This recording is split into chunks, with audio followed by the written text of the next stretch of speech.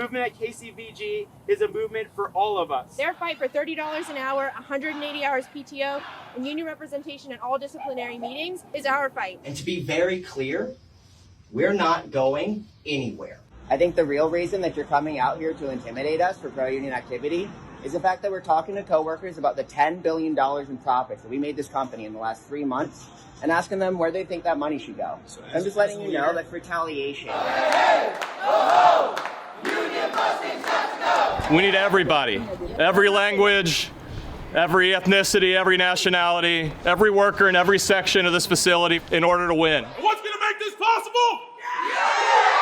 That's what I'm talking about. Welcome to On Strike, a production of Workers Strike Back. I'm Kshama Sawant. And I'm Lacombe. This week, we're returning to the most important union drive in the country, at the biggest Amazon air hub in the world, KCVG.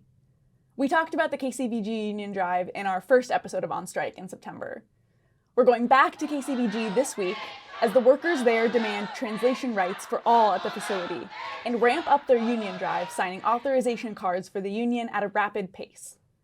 And not by accident, the KCVG workers are now facing renewed retaliation from Amazon bosses. Amazon is striking back with shameless union busting, illegally as usual, in the face of the workers organizing.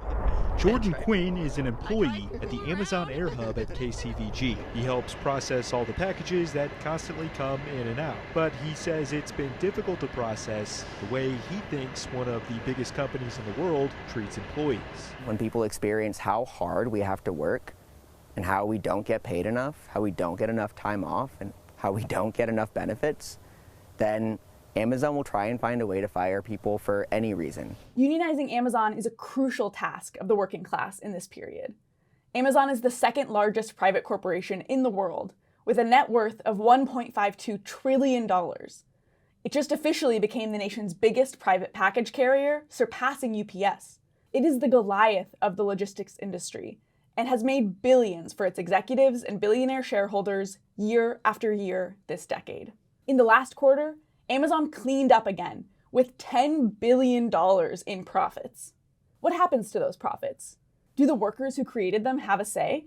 That is what Amazon workers at KCVG would like to know. Workers showed up outside the entrance to the sort building in the employee parking garage with 2 tables and a big 6-foot-long blown-up check on the front that was from Amazon for $10 billion and addressed to our billionaire executives and union busters. And then next to the table, there was this big easel with a poster board on it asking workers to vote. And mind you, November 7th was election day, actually, so it was kind of, a good day to start this. Asking workers to vote, where should the profits be spent instead? Strangely, none of the workers who voted at this union table seem to think that $10 billion in profits ought to go into CEO Andy Jassy's pockets, or to pay for Jeff Bezos' next lunar landing vehicle. Though maybe if Bezos and Jassy go and stay on the moon, it would be worth it.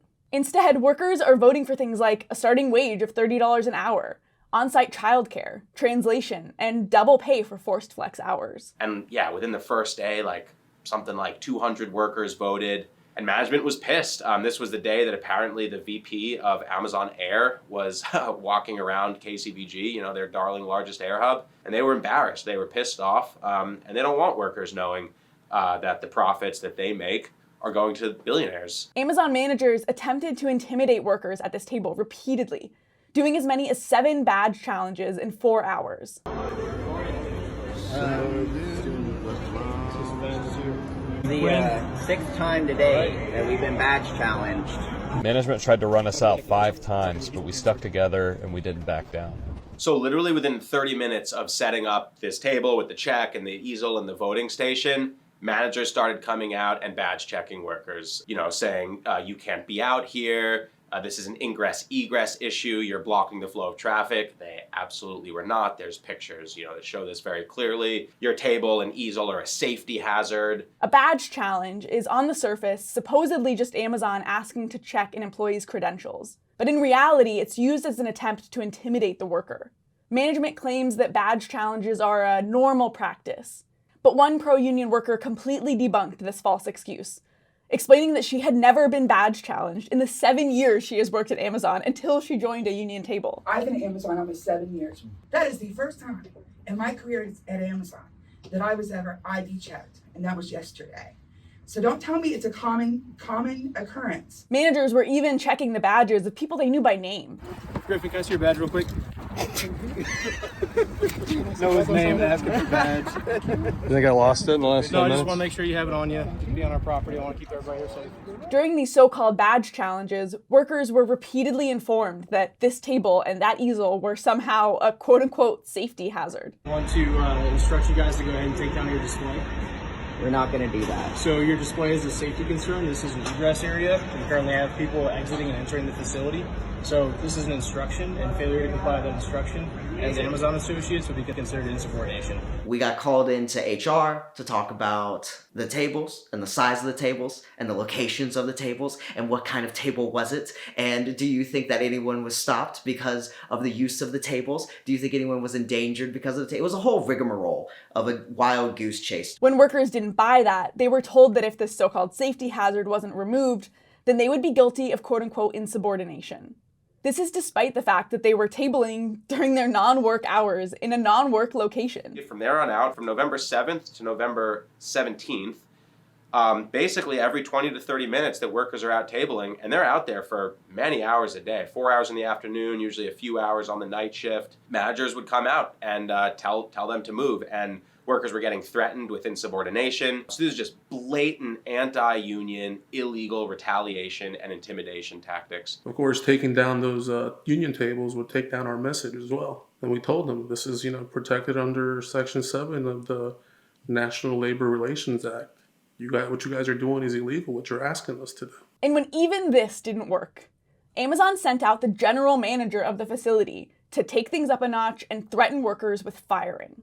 So this general manager guy, Karthik Pandian, has all kinds of nice things written on his LinkedIn profile like, quote-unquote, leading through tough times. But like virtually every other corporate executive, these are all empty words from Pandian when it comes to the actual rights and needs of workers, whether it is wages, working conditions, or the right to a union. So because this is a union table, what you're saying is we have to pack up. And because management set up a table in there, you didn't tell them to pack up. The problem is that you're intimidating us for doing union activity, and that's against the law. I think we should go back. Yeah. So I've given a couple of warnings. So this is the 5th time that we are coming here and sharing that concern to remove it. So it is going to be insubordination, and there will be disciplinary action. So it's insubordination is what you're trying to get me on. You're not. And so what is the consequence of that? Because that's a category 2. There will be appropriate disciplinary actions. Which is what? Which will be discussed. Which will be discussed. It may lead up to termination. Which we took that as a threat. They were openly threatening active union supporters for the stuff that they were doing out there. We've been tabling out there for over 7 months, trying to talk to our coworkers to sign union cards and tell them about the union. But now that they see that we've been so close as far as getting to our election, they decided, to step up their union busting. They don't care about breaking the law. Workers stood up to all the attempts by Pandian at intimidation. And rather than back down, they went on the offensive. They paid a visit to Pandian at his office to clarify some things. So, today, we're all going to be taking action. Letting them know what we think. Either we stick together, and they can't take us out. They'll try and divide us. They'll try and pick us off one by one. That's why we gotta take collective action. And then we all went in there, and it was like this super awesome, it was like the momentum of walking in there, of just seeing more and more Amazon workers just kind of come off the lines and be like, yeah, we're part of this too. I'm really happy to talk to you one-on-one and not in a group setting like this. If you have a separate concern, we can discuss. Concern, and we have a few people. I understand, but everyone's concern is going to be different. We all have the same concern. We're happy to have a discussion with each one of you separately and individually. Then let's talk. Isolation and propaganda promotion. Why do you guys think it is an isolation? Because you're literally keeping us in individual corners. So no, we are not intimidated by your tactics. We're not going anywhere. And we're not scared, because our strength comes from our unity. That's right. Because we work together for the betterment of our coworkers. And unlike management, we're willing to put in the time and the energy to make sure that we get the pay and the benefits that we deserve. So what I'm hearing from the group, it sounds like we have a lot of unique individual concerns.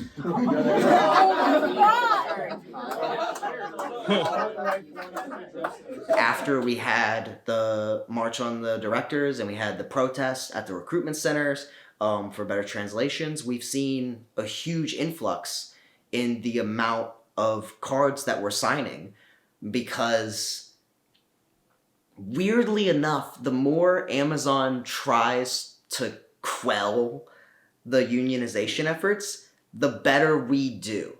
We should be clear, Amazon fears this union drive. They have invested $1.5 billion in this facility, and they want and expect to control it as a total dictatorship. They don't want workers to have a say in their working conditions or wages, and they sure as hell don't want a union. Amazon is so afraid that they are not only trying to bust up these union tables, they've brought in a team of professional union busters from around the country to try to defeat the union drive. These are the first steps in bigger attacks they will very likely make as workers get ready to file for a union election. Shortly after these union busters arrived, they went around talking to workers one-on-one, trying to intimidate them and to scope out how they felt about the union drive. But none of Amazon's tactics had the desired effect of scaring the workers away from the union. So last week, they gave 11 workers their quote-unquote final written notice for refusing to take down these tables for being a so-called safety hazard. The term final written notice makes no more sense than the term safety hazard, however, since these workers had not received any prior written notice. But of course, Amazon management is not preoccupied with having sensible rules or consistently following them. The rules don't apply when they are inconvenient for management. KCVG workers are fighting back.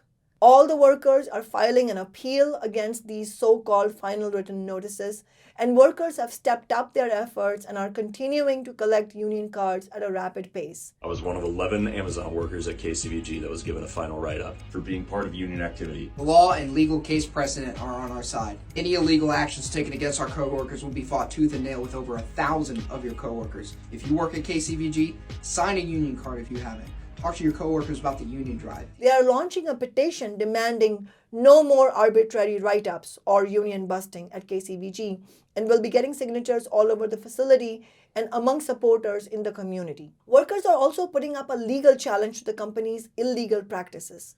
This letter from the union's lawyers states clearly that their activity for which these 11 workers were given final written notice is, quote, unambiguously protected, concerted activity under the National Labor Relations Act, end quote, and that, quote, Amazon's asserted safety concerns fall flat, end quote. But we should be clear that workers can't rely on legal challenges and the court system, because labor law in the US is emphatically anti-labor and anti-worker. Even when the behavior of a corporation is clearly and blatantly and viciously illegal, they generally either get away with it or it takes months and in some cases even years for a decision. Even when these decisions ultimately favor workers, these are examples of how, as Dr. Martin Luther King Jr. once said, justice delayed is justice denied, and those decisions often come far too late to make a difference. And when corporations are actually fined by the courts, it's mostly just a slap on the wrist. Just last week, the Washington Post revealed that Amazon was found responsible in the death of a warehouse worker in Fort Wayne, Indiana, but the company was forced to pay only $7,000 in fines. Many of the key tactics that the American labor movement was built on to confront these abuses, like solidarity strikes, have been outlawed one by one. Amazon doesn't really care about breaking the law. The NLRB is just going to give them a fine. They're going to pay it. They'd rather, try to break up our union with our leaders that are there, try to fire them, try to intimidate them so they don't lose the power that they have over the employees. But of course, workers need to pursue every avenue available to us to defend ourselves, including filing legal challenges, like KCVG workers have done. What is most needed, however, is not to wait on the National Labor Relations Board, or NLRB for short, which is the federal government's agency supposed to enforce labor law. but rather to go on the offensive, as these workers are doing. The only thing that's really going to stop this is going to be worker action. All of us coming together and telling Amazon that this needs to stop. Marching on the boss.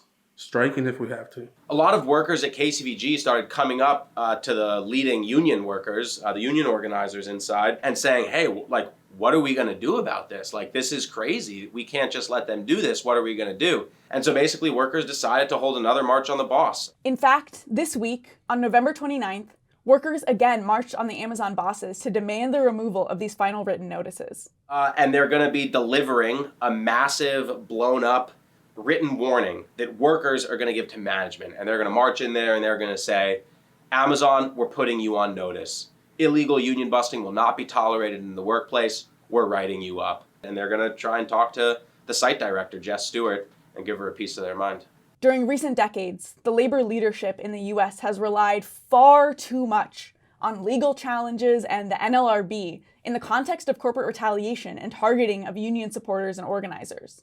And among the business unionist leadership at the helm of most American unions, many have signed no strike clauses, even giving up the legal right to strike. These are historic mistakes with serious consequences, and they need to be corrected, but it's not going to be done by that same leadership. It will need to be done by militant, rank-and-file workers trying to rebuild the labor movement after decades of defeats due to the failed strategy of business unionism. The struggle to rebuild the labor movement will need new leaders who don't base themselves on those failed methods. That kind of leadership can only be built through struggle, like what is happening right now at KCVG. I think also in organizing, we have to recognize that the experience of working as a union is the best way to teach people what a union is. You can't just hand them a piece of paper and say, this is what a union is, so you should support it. Because people's real life experience may be very different. Maybe they had a bad union experience somewhere else. Or maybe they're being told by the boss daily how terrible a union is. But if people are involved in a fight around their material needs, then they understand very clearly what a union is and they're much more likely to support it. The union drive at KCVG rejects business unionism and is organizing a rank-and-file-led campaign that is crystal clear that the Amazon bosses won't give up anything without a battle. Least of all will they accept a union without using every conceivable form of retaliation that they can get away with. Organizers are using this retaliation against workers to fire up one another to fight back. After Amazon bosses started to harass the tables, we saw how workers marched to General Manager Karthik Pandyan's office, demanding an end to retaliation. The following week, workers marched on Amazon bosses to demand translation, showing up at the ramped facility at KCVG, demanding to speak to human resources, and carrying a banner with the names of more than 1,000 workers who signed the petition demanding translation at the facility. Should we just get these done? Yeah. All right, let's do it, y'all.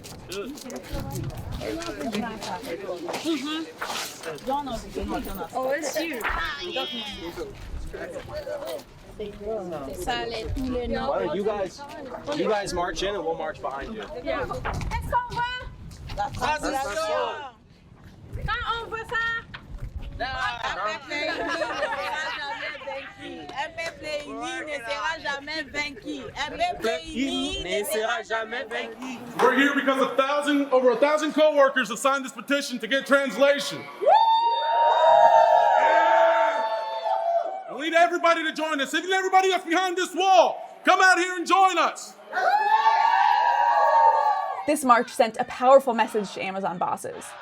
40 workers and community supporters occupied the entrance of the Air Hub's ramp building for more than an hour, demanding to speak to HR. Immigrant workers from different communities and also native-born workers stood together to demand not just translation, but also paid on-site English classes for all workers who want to improve their English. My name is Fatou Soare. I am part of the Kentucky African Women Association. We've been working with the Amazon worker to try to take away discrimination, have a better pay rate, and then make sure that they stop discrimination from hiring. So we do need translation inside the Amazon. But I wanted to add, we have thousands. That's right. This is not just us. This is thousands of your workers that need translation. Translation. My African brothers You can be part of the union. They cannot stop you. They do not have the right to stop you. HR and management decided to hide behind security and never came out, but hundreds of workers inside the facility witnessed the action. This action helped to show, following weeks of intimidation by management, that the union isn't backing down and that workers have the power to challenge management right at their doorstep. Video of the march was picked up by labor page More Perfect Union. We need time off to spend with our kids! The action also demonstrated to immigrant workers, who make up a large percentage of the workforce at KCVG, that non-immigrant and white workers have their back. This is important because immigrants are a key target for intimidation and fear by union busters because of their immigration status. They kind of scared of the losing their job, losing their benefit, losing where they are. Some people are working there as a with the working permit. They're scared to lose the working permit as soon as they leave Amazon. They support the union, but they just scared to put their faith out there and thinking they will lose something. You have to understand that we're involved in a power struggle, the boss against the workers. For us to succeed, we have to be united. For the boss to succeed in preventing the union from taking root in the workplace, all he has to do is get people to remain divided. And in this capitalist society, there are many ways to divide the working class. By race, by religion, by ethnicity, by gender and gender identity, and so on. The boss will use every one of those potential wedge issues. And so it is in the interests of all workers to fight for issues like ending discrimination in hiring, like providing translation services for English language learners in the workplace, and so on.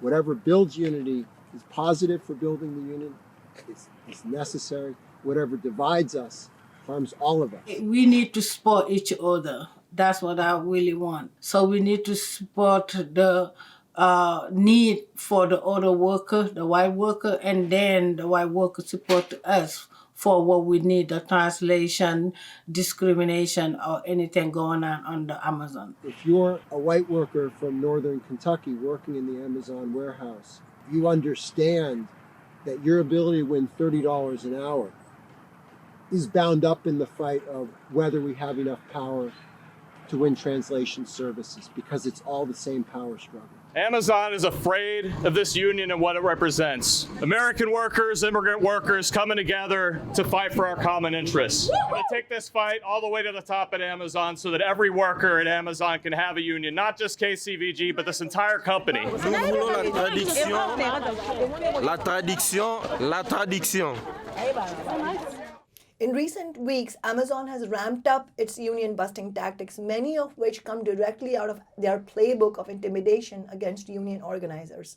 That playbook includes what are called captive audience meetings, in which workers are force-fed anti-union propaganda, including outright lies. They began in the spring and have just resumed last week with dozens of new managers, including this team of professional union busters we mentioned earlier. The union-busting playbook also includes what is called flooding the bargaining unit, in which a corporation hires large numbers of workers with the express purpose of drowning out and lowering the percentage of workers who have signed union cards. They hired nearly 3,000 new workers since early August. This, combined with escalated intimidation, harassment, and firings, means increased turnover at KCVG, which Amazon hopes will make it harder for the union to reach the 30% threshold needed to turn in their union authorization cards. The retaliation from management deters new people from signing union cards because they think, since they're a seasonal worker and because they don't have their benefits yet, because you don't get your benefits until you're a blue badge, then it's going to be easier for Amazon to retaliate specifically against them. Because Amazon's turnover rate is so fast, because the job is not meant for you to be able to live on the job. That means that the less green badges that sign, the less union cards we have, the more people get turned out of the facility, and it's almost like a war of attrition against the labor movement. It includes blatantly pressuring local governments to do things like change the timing of stoplights at the intersections where workers are talking to union organizers as they leave the work site, to make those conversations difficult or impossible. Amazon did this in Bessemer, Alabama in 2021. At JFK 8, Amazon's facility on Staten Island in New York, the bosses carried out a systematic campaign of union busting, including pummeling workers with anti-union propaganda everywhere, from captive audience meetings to their A to Z scheduling app, to Instagram ads, to workplace TV monitors, to posters in bathroom stalls, such that you couldn't walk anywhere in the facility or go to the bathroom without being told by Amazon how bad having a union would be. Amazon's methods can be much more direct and include straight up firing union organizers, as they did at KCVG in January when they cooked up an excuse to get rid of union organizer Edward Clark. But for every worker they actually fire for union organizing, Amazon threatens a great many more, as they are doing right now at KCVG. Labor law everywhere is anti-worker under capitalism. In fact, labor law is so bad that some of Amazon's union busting is actually illegal. But these corporate executives are also unencumbered by concerns about legality. In fact, when they are really threatened by workers organizing, they drop all pretense and openly flout and break the law. And Amazon's current threats about the tables are likely illegal, but they are scared enough of the union drive at this point that they just don't care. They'll pay whatever court costs they need to if it helps them to try and break the union drive by any means they feel are necessary. These are the tactics the bosses use in most big corporations. In his autobiographical book, Confessions of a Union Buster, former professional anti-union hitman Martin J. Levitt tells about the tricks of his trade, a highly paid trade in fact, and the litany of attacks they employ to prevent union drives from winning. Like most union busters, Levitt would travel around the country. He took part in anti-union campaigns at more than 250 US corporations. Amazon and other corporations like to talk about unions as a quote-unquote third party, despite the glaring reality that the union at KCVG is made up of KCVG workers. The real third party are these teams of professional union busters. These union busters are today's equivalent of the Pinkerton National Detective Agency, a group founded in the 19th century to employ whatever means necessary to kill the initial union drives at that time. Only in the case of the Pinkertons of previous centuries, the mission was not just up to and including termination of employment, but up to and including the murder of union organizers. Despite the crimes that the Pinkerton Company committed in an earlier era, the company actually still exists. And shockingly, Amazon pays them to spy on union organizers. At KCVG in October, the union busting team, which had last been seen on the ground in JFK 8 and LGJ 5 in New York, reappeared on the scene. And you know Amazon and other corporations don't go to all this trouble because they really believe, as they like to say, that workers would be better off without a union. We've been in, a lot of communication with workers at JFK 8 who were part of their union effort, who are now fighting for a contract. And when they heard about this, they told us, man, we've never seen anything like this at JFK 8. This is a big escalation.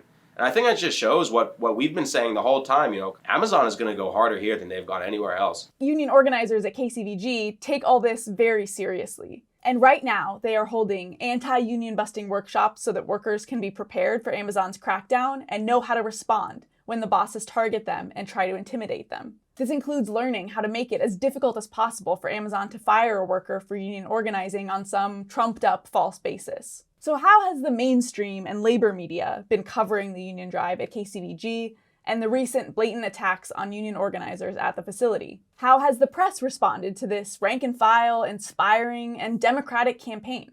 The truth is, hardly at all. While this is stunning in the context of the huge importance of this campaign to working people and the strategic importance of the facility to Amazon and the US economy, it's also not surprising. This is happening first and foremost because the corporate media is fundamentally anti-union. They generally only report on major labor events when forced to.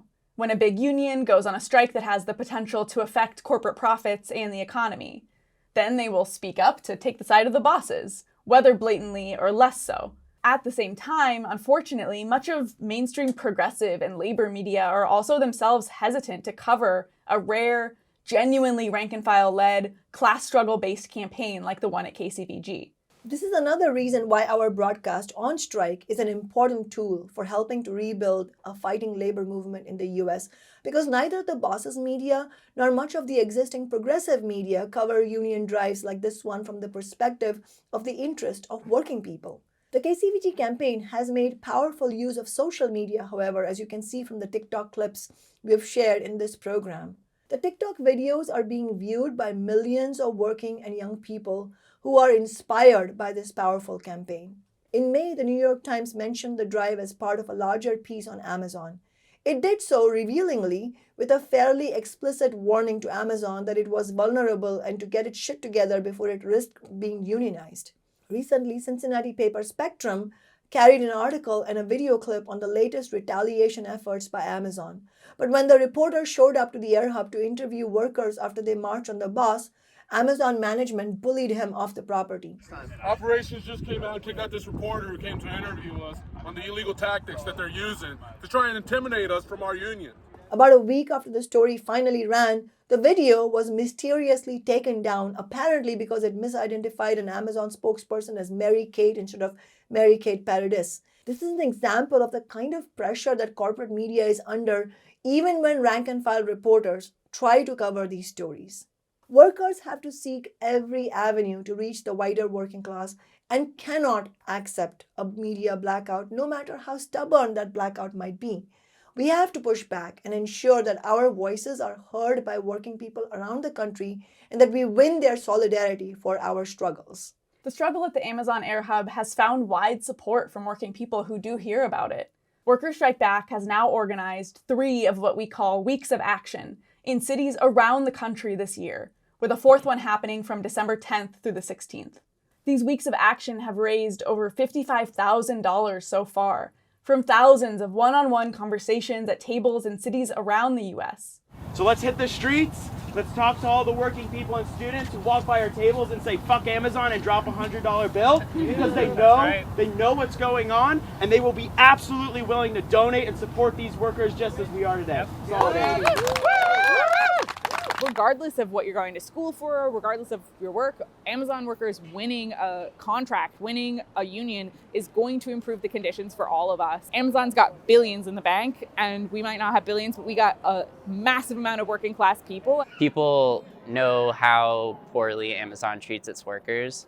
And, when I'm out here asking people that are walking by if they want to help form a union at Amazon, most people are stopping and not only asking to sign down, but asking how can I get involved? How can I help with this campaign? I'm Daniel. I'm an Amazon warehouse worker, actually. I work down at the Kent BFI4 fulfillment center, and I'm out here as a member of Workers Strike Back as part of our national week of action. If these Amazon workers at this Air Hub are able to win their union and their demands, that really puts the wind in the sails for organizing facilities like mine. And more broadly, we need to organize the unorganized everywhere. This is one reason why Workers Strike Back is so crucial. Rebuilding a fighting labor movement will require engaging the wider working class. We can't wait on the big unions to do this, because their business unionist methods are very insular. As we've discussed in previous episodes, business unionism is the idea that unions should be run in collaboration with corporate managers. Rather than mobilize the rank and file to take on the boss, business unionist leaders are focused on the bargaining room and maintaining good relations with the bosses. But power in the bargaining room comes from outside the bargaining room, and corporate executives will only respond to seeing their profits threatened. Class struggle unionism, as being employed at KCVG, bases itself on organizing the widest possible layer of workers to fight in their own interests, with the understanding that every dollar they win in pay or benefits is a dollar out of the boss's profits. So we need to be clear-eyed that the bosses will oppose us tooth and nail. This type of organizing has led to a rapid pace of card collection at KCVG. Since we last covered the Air Hub in the first episode of On Strike in September, workers have made major strides in union authorization cards, having gathered well over 1,000 altogether.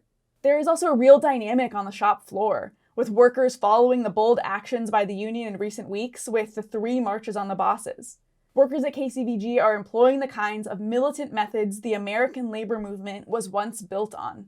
In the decade between the mid-1930s and the mid-1940s, the period that gave birth to the Congress of Industrial Organizations, or the CIO, the labor movement grew massively, with a nearly 5 times increase in the number of union members in the US. It did so by using the fighting methods of socialist union organizers who were at the lead of some of the most decisive union organizing drives of that era. These organizers shut down crucial parts of American capitalism, including big sections of the auto industry, in order to starve the bosses of their profits. Class struggle unionism means strong, democratically decided demands like the ones called for by KCVG workers, a $30 an hour starting wage, 180 hours paid time off, union representation at disciplinary meetings, free on-site childcare, and translation for all worksite communication.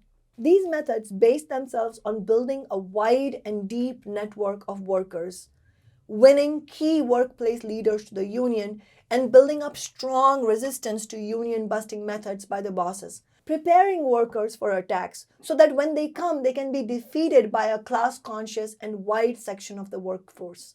When lies are being spread by management, the word can be spread rapidly among workers and they can be effectively countered. It means not having the idea that the union will be built by full-time union organizers, but the widest possible layer of workers themselves. It means not being afraid to make asks of co-workers. Many years ago, I was involved in this exciting campaign where 80% of the workers signed union cards very quickly. People were electrified about the idea of a union. The wages were terrible, people were being treated terribly by the managers, and we felt we had tremendous momentum. The workers filed for an election, and a couple months later, when they had an election conducted by the National Labor Relations Board, the union lost 2-1 or 3-1, some overwhelming ratio.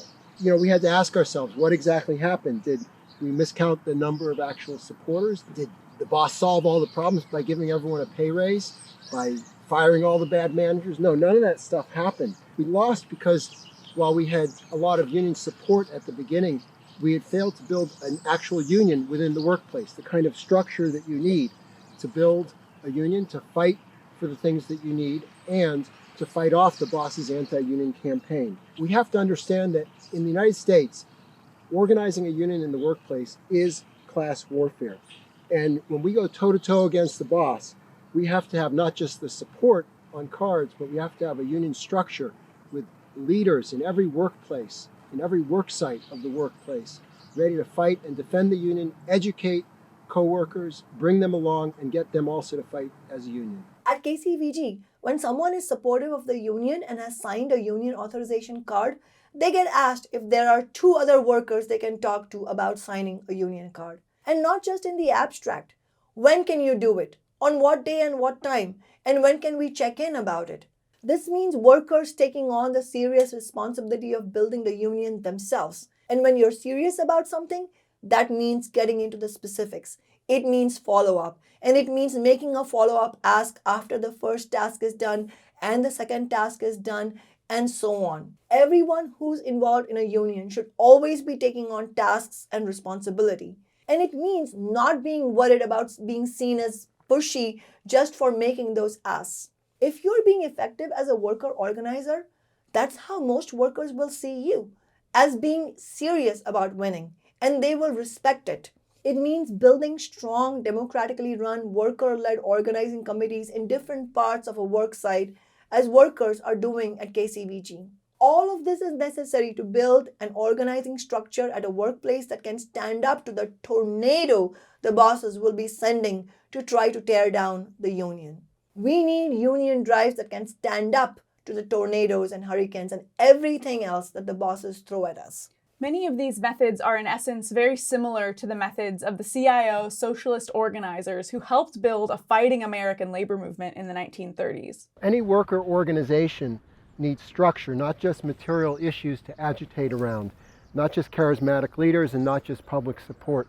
And by structure, we mean a union organizing committee in the workplace where every section of the workplace is represented, every demographic is represented, that you have native-born workers and immigrant workers, you have workers of all genders, you have workers who work in all different departments represented on an organizing committee, coming together democratically as a union to make decisions together as a union and to fight together as a union for the overall workers' interest. If you look back at some of the early organizing manuals that socialists and communists and others put together beginning 100 years ago in organizing in basic steel and auto, they talk about the same methods that we're talking about here today. Finding the organic leaders, developing unity around issues, making sure there's broad support among all different categories of workers in the workplace. And those methods were used, I think, to a high degree of success in the 20s and then especially the 1930s when all the mass organizing happened.